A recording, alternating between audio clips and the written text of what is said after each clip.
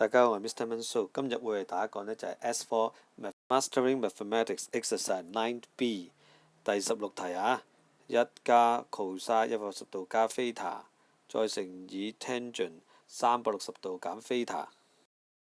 首先處理咗呢就係 cosine 180度加 theta，OK。咁如果淨係純粹用圖像諗呢，就係走咗90度，再走90度，走咗180度啦，再走咗 theta 度，咁佢就應該象限3嗰度停咗落嚟㗎啦。OK，咁喺象限3呢 cosine 就係負，咁啊先出負號呢，而鋭角呢就係 theta，咁所以 cosine 180度加 theta 就會等於負 cosine theta 啦。至於嗰個乜鬼 cosine 360度減 theta，睇下幅圖啦。OK，我哋個概念好簡單嘅啫，就係360度減 theta 呢，只要加翻隻 theta 呢，就會出現翻圓形啊，360度啊，係咪？咁所以我哋就決定咗啦，個鋭角呢，同個 x 軸夾出嚟嗰個鋭角呢，就係 theta 嚟㗎啦。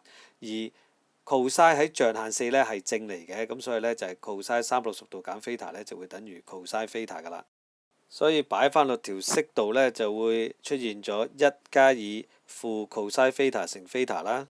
至於1減以 cosine 次 theta 呢，有冇得化簡落去呢？咁我哋就應該第一時間諗翻起 basic 嘅另一條恒等式啦。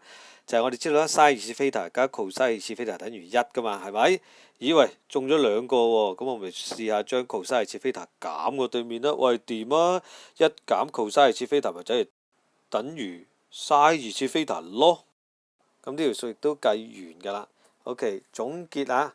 如果大家仲唔係好熟悉嗰啲咩180度加 theta 啊、360度減 theta 啊，試下考慮下用圖啦。OK， 你話你背得熟嘅，咁背公式梗係快啦。OK， 唔熟就畫圖啊，咁啊清晰啲啊。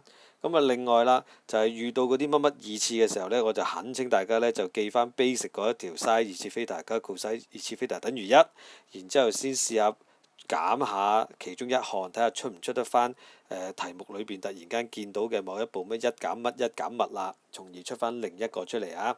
OK，即係sin 2次 theta啦，多謝大家，拜拜。